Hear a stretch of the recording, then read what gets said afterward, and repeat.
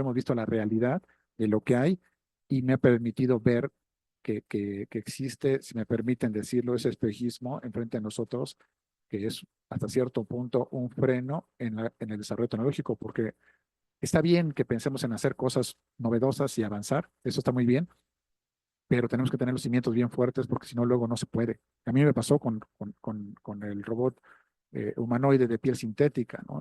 Les decía, tiene unos hilos para jalar la piel para hacer expresiones faciales.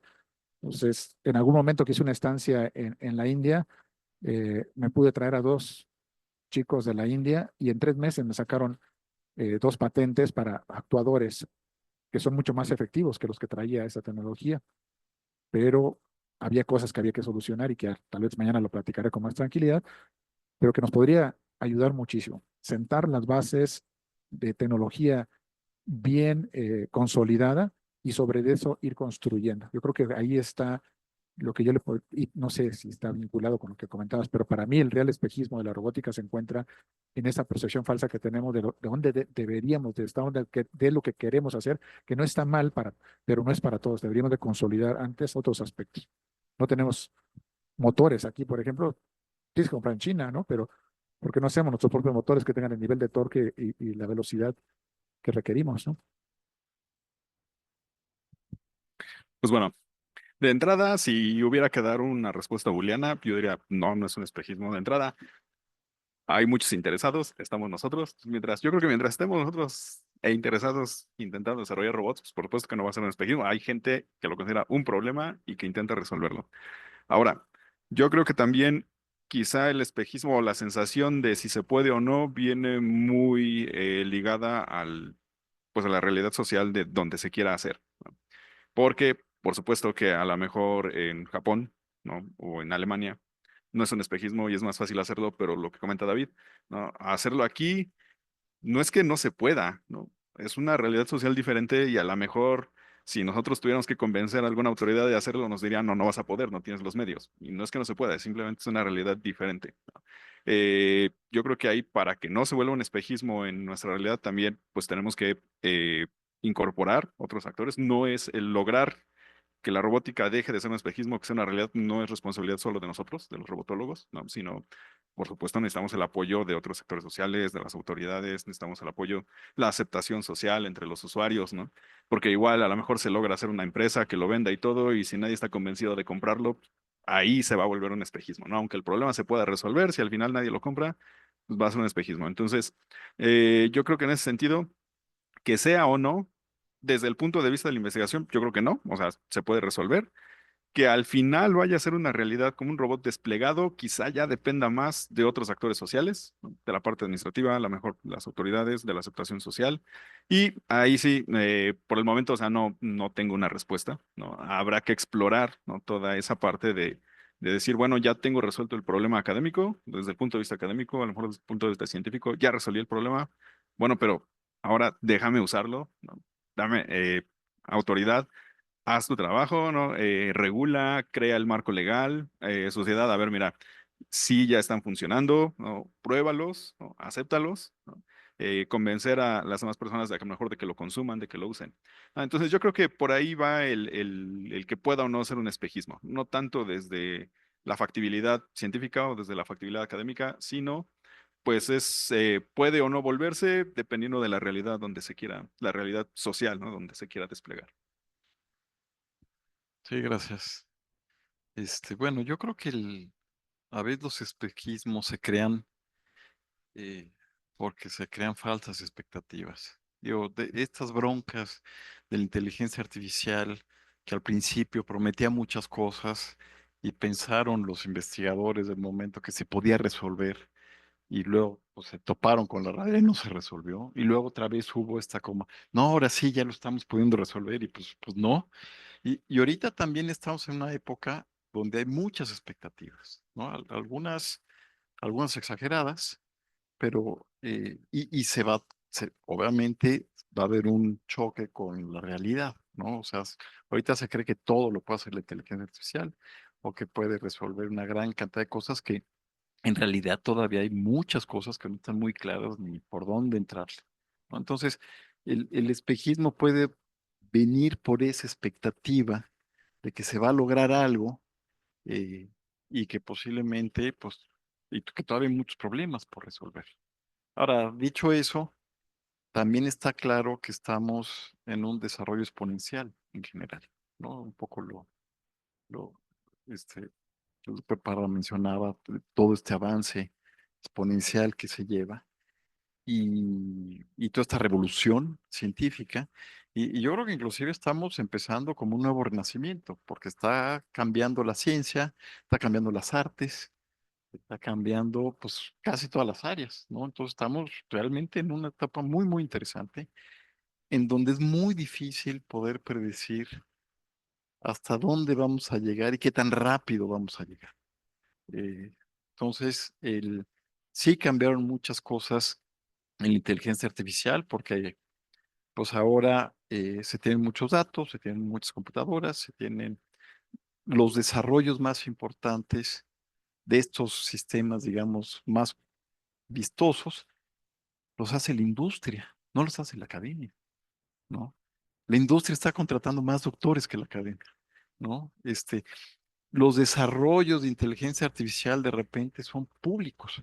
Digo, los que trabajamos en esto, sabíamos de los desarrollos, los conocíamos y no sé qué, pero nadie afuera del medio académico conocía de estos desarrollos. Y ahora todo el mundo pues sabe usar estas herramientas modernas y no sé qué. Entonces han cambiado varias cosas y eso hace que sea pues mucho más complicado con todos estos factores como decir exactamente qué va a pasar. Puede pasar una cierta desilusión por estas expectativas tan grandes, pero también ya cambió todo digamos, el ecosistema. Y entonces, yo creo que no va a tener una caída tan fuerte como, yo creo que sí va a tener un poco, pero no tan fuerte como en otros desarrollos de la IA.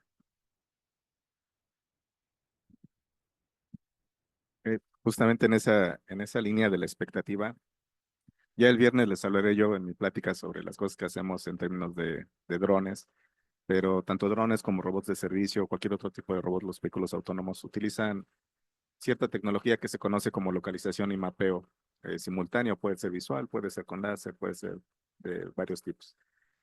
Y eso es algo que se inició desde hace muchos años, casi que desde que se pudo poner un láser a un robot, por ahí de principios de los 80s, empezaron a trabajar estas técnicas.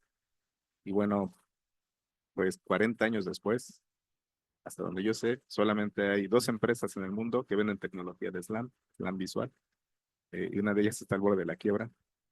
Eh, por ejemplo, los robots Roomba, estos que limpian las casas, esos utilizan SLAM, pero del sencillito, digamos. No está mal decir que es sencillo, porque no es sencillo.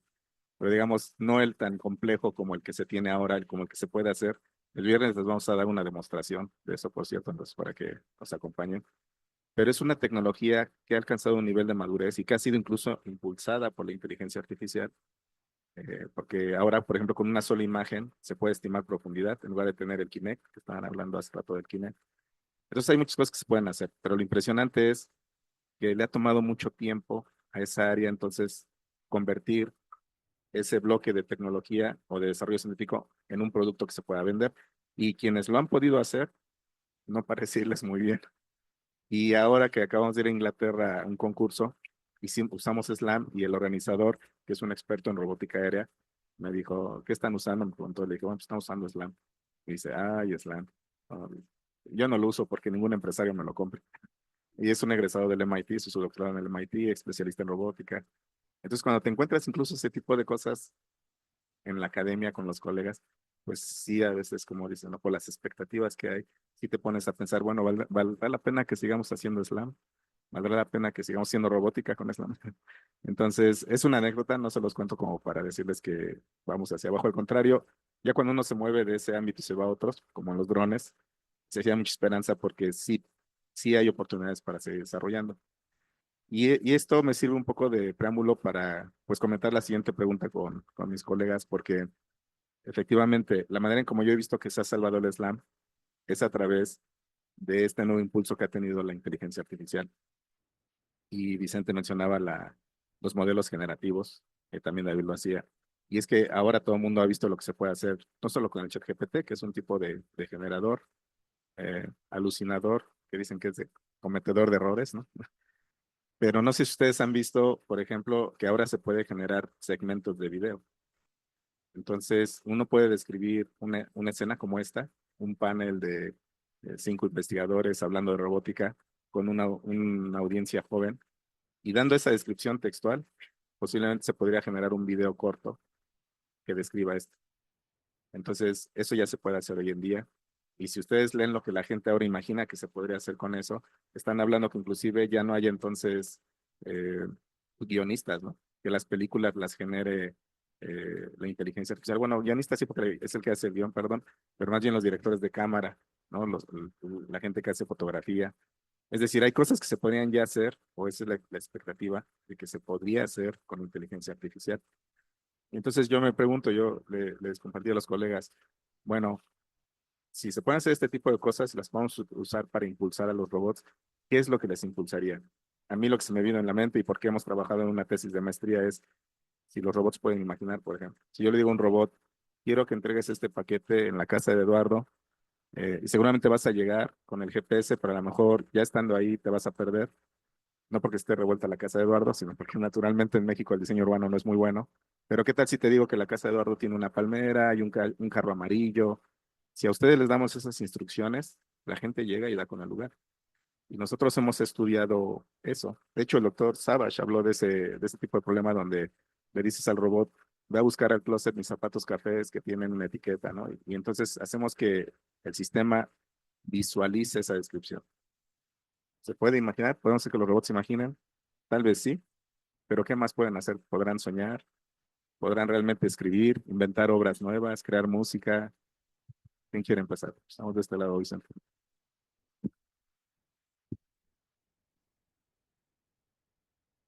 What? Em, no tengo la mínima idea. La pregunta no la entiendo. Puedo imaginar a qué se refiere todo esto de tu exposición. Sin embargo, em, pues sí, en AI ya hablan de hallucination. O sea, ese fenómeno existe, que se reduce a los errores clínicos. Y le atribuyen, cuando hay un error en AI, le dice que está alucinando. Si a eso nos referimos, podemos decir. Pero de manera específica, el ejemplo que pones de imaginar para tratar de estructurar a la tarea y tratar de convertirla en un target, etcétera. No sé si eso pasa por conciencia, lo cual hoy en día está de boga, inclusive entre los filósofos, definir la conciencia. Eh, no sé, no tengo idea, la verdad, no podría lucubrar más allá de imaginar, pero no veo correcto comentar ante esta audiencia cosas que yo ni siquiera entiendo, que no tienen sentido, pues, para mí. Insisto que estamos en medio de una revolución que lo que va a resultar en los siguientes años, y ustedes son bien afortunados, la verdad. O sea, veo aquí puros chavos, de este lado no tanto, pero bueno, eh, que es esa revolución y el resultado de esto lo van a capitalizar ustedes, con nuevos paradigmas, con nuevas expectativas, con nuevas tecnologías. No sé si México desaproveche una vez más una oportunidad y las políticas no apoyen, no avancemos en ese sentido. Quizás sí, porque hay una base de investigación instalada eh, en los diversos componentes del ejercicio de la robótica. Eh, no sé, me gustaría a ustedes que tal vez imaginan más, ustedes mejor opinen más. Pues yo diría que las actividades están en función de las necesidades. Eh, ¿Qué es soñar, no? ¿Y qué significa para nosotros? Yo tengo dos ejemplos bien interesantes en mi casa porque mis sueños son muy vívidos. Yo soy de los que no sé si les ha pasado a algunos de ustedes, pero de momento te tiras el pie y no estás ahí, ¿no? Moviendo el pie o la mano. Que es muy vívidos mis sueños, ¿no? puedo hasta sentir, o experimentar, obviamente no es físico, pero sí siento en mis sueños dolor, tristeza, o sea, son muy, pero muy vívidos mis sueños. Pero tengo un hijo que no sueña y he hablado con muchos psicólogos y todos me dicen que eso es imposible, todos soñamos. Eso es lo que me dicen. Yo le digo, pues es que no sueña. Y le he preguntado, ya me han hecho hacerlo varios ejercicios, incluso despertarlo así de momento, así de llegar en la noche y despiértate y dime qué estás soñando, qué estás soñando. Y no está soñando nada, ¿no? Y no está soñando nada. Y cada vez que lo hablo con un experto, ¿no? De psicología, ellos me dicen, es que todos sueñan. Y digo, pero es que mi hijo no sueña. Pero me dice, es que todos sueñan, eso es imposible. Bueno, entonces ya no sé si sí o si no, pero lo cierto es que hasta el momento no, mi hijo no me ha podido escribir en ningún momento, ni despertándolo inmediatamente, una experiencia que estuviese durante su sueño. Bueno, durante su descanso, ¿no? Para mí, ¿qué significa? Lo contrario de que tengo sueños muy vívidos, pues no lo sé. No sé si es que es creatividad, es una cuestión de lo que viví durante el día, no sé qué significa eso, ¿no? Pero si eso lo tuviéramos que reproducir en un ente artificial, yo lo asociaría un poco en el hecho de que nuestros sistemas motores están en su mayoría apagados, solamente tienen los elementos básicos prendidos y lo que estamos viviendo en ese momento pues tendrá que tener tal vez, es un reflejo de una necesidad particular, tal vez para sacar tus emociones o para descansar o algo así. No lo sé, porque no soy experto en esa área en particular, pero si es así, pues prácticamente muchos de los sistemas ya sueñan, porque finalmente muchos de ellos a veces podemos meterlos en un sistema de recuperación, bajarle un firmware o hacer otras cosas en donde los sistemas pueden estar totalmente apagados. Si fuera en ese sentido, yo diría, pues podríamos pensar que ya tal vez ya está sueña. Si lo vemos en el sentido de que puedan experimentar, tengan una experiencia de reproducir lo que vivieron en el día, pues yo diría, en este momento yo no podría decir cuál sería el sentido de la razón de hacer que un robot pudiese tener ese tipo de experiencias, ¿no? Si es necesario en algún momento hacer pues, no sé, baje sus niveles de recursos, de energía para poder acelerar el proceso de carga de sus baterías, pues tal vez se pueda realizar algo así, ¿no? En ese sentido, y es un punto de vista mucho más ingenieril, pues yo pienso que se podrá realizar, ¿no? Pero la imaginación también lo veo como un proceso de abstracción. Cuando nosotros hacemos abstracción, nos dicen, haz esa tarea y nos imaginamos, ¿no? Bueno, y no todos somos buenos para eso, ¿no? Hay que ir destrozando las cosas y acomodándolas para poderlas aterrizar y determinar cómo ejecutar, ¿no? A todos nos ha pasado la parte de programación, ¿no? Aproximación top-down o bottom-up, ¿no? De decir, me imagino y de ahí lo bajo a subprocedimientos o algo así, pues es un proceso de abstracción y en cierta manera yo lo vería también como este aspecto de imaginación. Me imagino cómo lo voy a realizar y lo desgloso. Y metodológicamente, pues un dispositivo artificial, pues también de alguna manera hay varias cosas que ya de este tipo ya se podrían estar realizando. ¿Son elementos programados? Sí. Eso sí es filosóficamente discutible. Si es algo que alguien lo programó para que se ejecutara de esa manera, o sea, no es una experiencia generada de manera, ¿cómo se llama esto? Espontánea, ¿no? Eso sí, no. Yo no creo que se genere de manera espontánea así las cosas, ¿no? Pero también eso es filosóficamente muy discutible. ¿Qué de nosotros es espontáneo, no? Y qué de nosotros, de lo que hacemos y nuestros comportamientos y la imaginación son elementos programados que en algún momento de nuestra vida alguien nos enseñó a hacerlo. Mismo ahora hablando, reconociendo letras, porque la letra que está aquí, las dos patitas muy abiertas al andar, es una A, ¿no? Alguien nos dijo, esa es una A y se pronuncia así. Y nosotros lo asumimos y pensamos que a veces es como que espontáneo, pero en realidad tenemos muchos eventos programados. Entonces, tal vez soy muy optimista y la verdad que soy un aficionado a la inteligencia artificial, pero creo que muchas de las cosas de las que hablamos ahora ya existen, no en el sentido netamente espontáneo, pero tampoco creo que eso sean los seres humanos igual. Pues en esta pregunta yo coincido con el doctor Vicente. O sea, a ver, es decir si un robot puede soñar, imaginar, ser creativo, yo creo que al momento no podemos responderlo. aunque ya pudieran hacerlo, yo creo que no podemos responderlo por una simple y sencilla razón, que es que no sabemos todavía qué es. O sea, no sabemos, sabemos que una persona imagina, es creativa, lo que sea, pero en realidad no podemos definirlo. O sea, en realidad es, digamos, un consenso social, que alguien es creativo o alguien no lo es, ¿no? Pero en realidad no sabemos cómo se hace. Yo creo que es parte del encanto, ¿no? Admiramos, no sé, a Neruda, a Tchaikovsky, ¿no? Admiramos a Van Gogh. En realidad no entendemos cómo generaron todo esto, ¿no? O sea, es un consenso, yo creo, social, saber que sí, o sea, todos ellos son creativos, lo que crean es muy bueno, pero en realidad no lo entendemos. Y de hecho, yo creo que incluso el término inteligencia artificial y la forma en que decimos que un robot es inteligente, o que una computadora, o que un algoritmo es inteligente, en realidad es una definición operacional.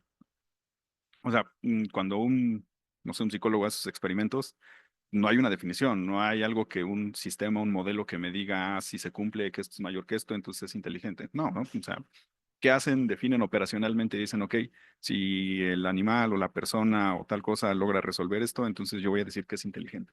Y en realidad yo creo que la definición de inteligencia artificial que tenemos ahorita es una definición operacional. Lo que hacemos es comparar el resultado que da la computadora con el que da el humano.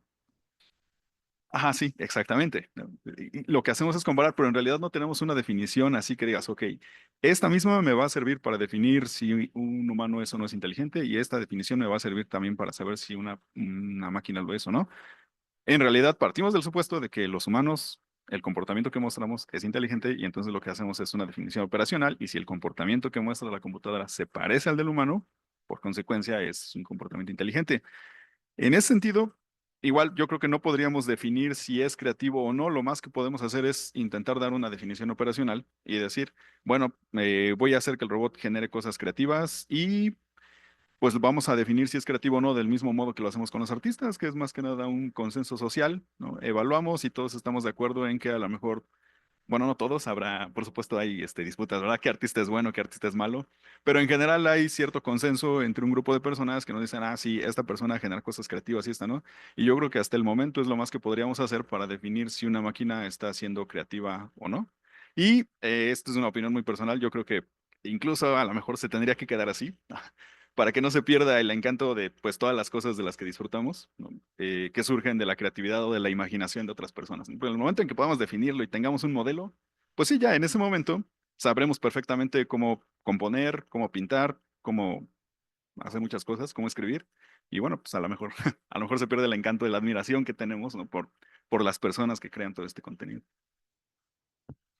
Rápidamente, antes de pasarle a Eduardo, y un poco por retomar el hilo de esta pregunta, si usamos a los robots para hacer tareas en las que queremos que sustituyan a las personas, por ejemplo, las tareas de alto riesgo, y eso es exitoso, y la robótica de servicio podría ser un ejemplo donde queremos tener a un robot que nos apoye para hacer cosas donde pues no quisiéramos que hubiera eh, un humano, ¿no? Por ejemplo, como esto que decíamos de cargar a alguien que se acaba de caer, la tarea más simple que es que genuinamente no solo nos limpie el piso, sino que ordene toda la casa. Es decir, ciertamente hablando de ciencia ficción, el límite de las tareas que le podemos encargar a un robot, no solamente a una inteligencia artificial, sino a un robot que físicamente puede interactuar con el ambiente, pues realmente es grande, o sea, no hay límite más bien. Y yo lo que pensaba es que si a un robot le pides que te haga un buen desayuno, por ejemplo, ¿por qué no habrías de poder pedirle a un robot que un día vas deprisa, tienes que ir a algún evento y le digas, por favor, robot, sugiéreme cómo vestirme? Claro, si tiene millones de ejemplos, seguro te va a sacar uno de acuerdo también a los gustos que él ha aprendido de ti, ¿no?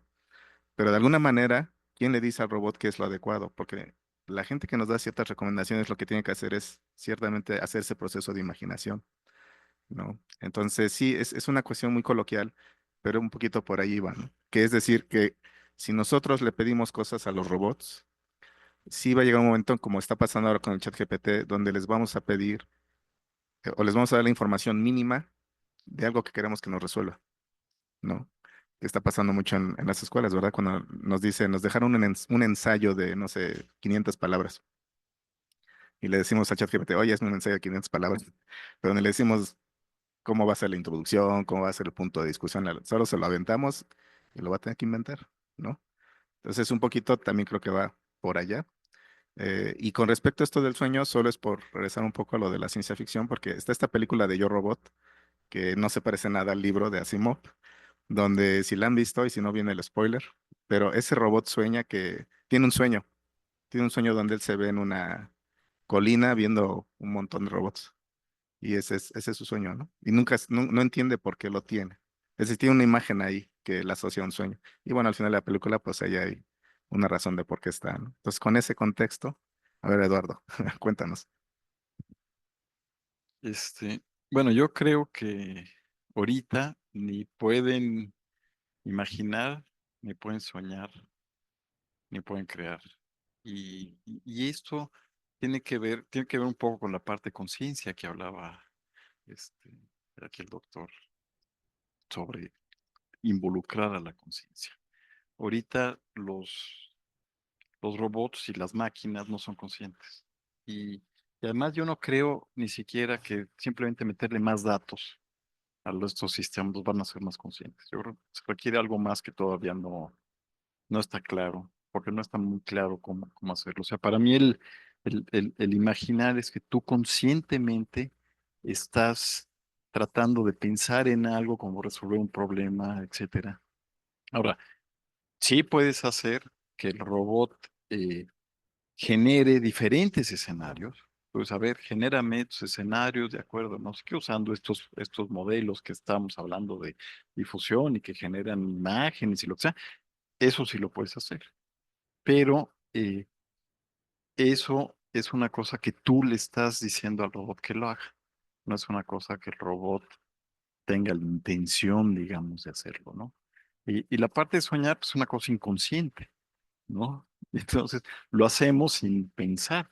Entonces, esta parte, como entra ahí la conciencia, ahorita no hay sistemas conscientes desde mi perspectiva. Eh, entonces, esto también con la parte creativa, eh, ahorita podemos hacer sistemas que crean cuadros, que crean música, que crean videos, que tú los ves y no sabes si los generó una persona o si los generó una máquina. Y inclusive hay obras, digamos, que se venden como obras de arte, entonces se clasifican como arte, artísticas, que lo generó un sistema, pero la diferencia es en la intención. O sea, el humano tiene la intención de crear esta obra y de acuerdo a su contexto histórico, social, económico, lo que sea, y entonces crea algo y se juzga si es arte o no de acuerdo también en este tipo de cosas. Ahorita lo que hace es que un humano le dice, yo quiero que generes esto, y lo que genera puede ser artístico. Todo artístico que se vende como una obra artística y que la gente considera, no, esto está súper bien, no sabe quién lo generó. Pero esa intencionalidad y esa conciencia, ahorita no la tenemos. Pues para mí ahorita no hay este tipo de sistemas. Si vamos a llegar a eso, no lo sé. Digo, no es nada más darle más datos. Necesitan cosas como más de autorreflexión, de una serie de cosas adicionales que ahorita no se tienen, posiblemente se lleguen a tener, pero no sé cuándo, ¿verdad? Pues entonces, dada esta ronda, lo que pareciera es que efectivamente hay límites para lo que podríamos llegar. Un poco la intención era pensar qué podíamos hacer con la IA para impulsar a los robots. Claramente, y lo comentaba un poco el doctor Sosa sobre las redes neuronales comparadas con las redes naturales, ¿no? Por ejemplo, las del cerebro humano, donde hay elementos que todavía no comprendemos, no podemos entonces aterrizarlos a la tecnología que tenemos actualmente. Y si ese es el caso, y sin embargo estamos de acuerdo en que la robótica no es realmente un espejismo, es decir, sí hay cosas que valen la pena, o hay mucho que vale la pena hacer con la robótica, aunque por este lado entonces, bueno, me refiero más bien a los puntos que hemos discutido, hay un límite de lo que, o una expectativa de la cual pues no tenemos que llegar ahí, es decir, hablar pues de super robots, por ejemplo, o robots conscientes. O sea, conviene más quedarnos en esta parte intermedia donde, tomando un poco lo que decía el doctor David, hay cosas tangibles, concretas que podemos hacer. Entonces, en ese sentido, tratando de encontrar un balance, pues la siguiente pregunta que yo tengo para mis invitados es, bueno, con todo el desarrollo científico-tecnológico que tenemos en robótica, ¿qué sí podríamos hacer? Por ejemplo, sí podríamos hacer herramientas muy útiles para los humanos. Hace un rato tuvimos esta empresa, la participación de esta empresa que nos habló de prótesis robóticas.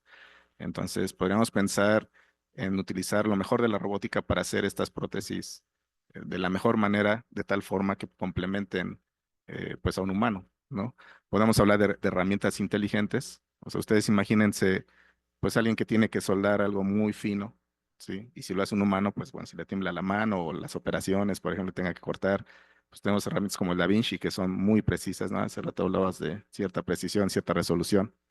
Entonces, a lo que voy es que posiblemente en un periodo ya más cercano a nosotros, a ustedes y también a nosotros que todavía andamos por aquí, que andaremos un ratito, podemos ver cosas que ayudan a los humanos. Y lo que ponía en el contexto de esta pregunta es que a lo mejor entonces la robótica se podría utilizar para ser superhumanos. Es decir, tener personas que utilizan a la robótica para extender sus capacidades, ¿no? Incluyendo la inteligencia artificial, ¿no? Por ejemplo, tener tutores inteligentes que te ayudan a escribir mejor, a expresarte mejor. Así es que quisiera que nos comentaran, en su opinión, pues, cómo podríamos utilizar esta área de la robótica. Por ejemplo, no ambicionando a tener superhumanos negativos, sino más bien humanos que mejoren sus capacidades en un ámbito positivo, ¿no? Adelante, doctor Vicente. Bueno, desde el punto de vista más mecánico, prótesis, órtesis, etcétera, todo este tipo de mecanismos, ya sea de aumento de capacidades motoras o complemento de funciones motoras, eh, lo veo totalmente alcanzable. Sin embargo, simplemente no alcanzable en términos del conocimiento o de la técnica existe. Sin embargo, no veo o sea, las fuerzas de mercado, los servicios de salud, etcétera. ¿Por qué no lo vemos ya si ya existe esa tecnología? ¿Por qué no se materializa? ¿Por qué? Pues no hay mercado que pague de manera específica prótesis, porque no puede ser general. Cada uno o sea, fisiológica y anatómicamente, cada uno de nosotros tenemos dimensiones diferentes, lo están viendo, grande, alto, chaparro, gordo, etcétera. Cada una prótesis debe ser a la medida para individualizada, medicina personal. Y crear una industria que personalice esto, pues simplemente es una función de costo muy alta en comparación con aguántate y no hagas nada y ahí está la muleta, ¿no? Y es lo que ocurre. Eh, es una cuestión de mercado que creo que se requiere la intervención del Estado para posibilitar esto y crear la industria que realice esto de manera subsidiada, sino, pero no veo que es una cuestión de falta de conocimiento técnico, sino más bien de la última milla de TRL para llegarle a materializar. Los conocimientos están, sí falta de investigación. Comentaban hay un límite físico en los robots que tiene que ver con la densidad de energía por unidad de área, la capacidad de torque que puede generar un motor con la energía disponible con el principio de transducción de la tecnología de los motores. No puedes pasar el cierto gataje por unidad de área ni almacenar. Como en una batería no puedes almacenar más que cierto nivel, igual acá. Entonces,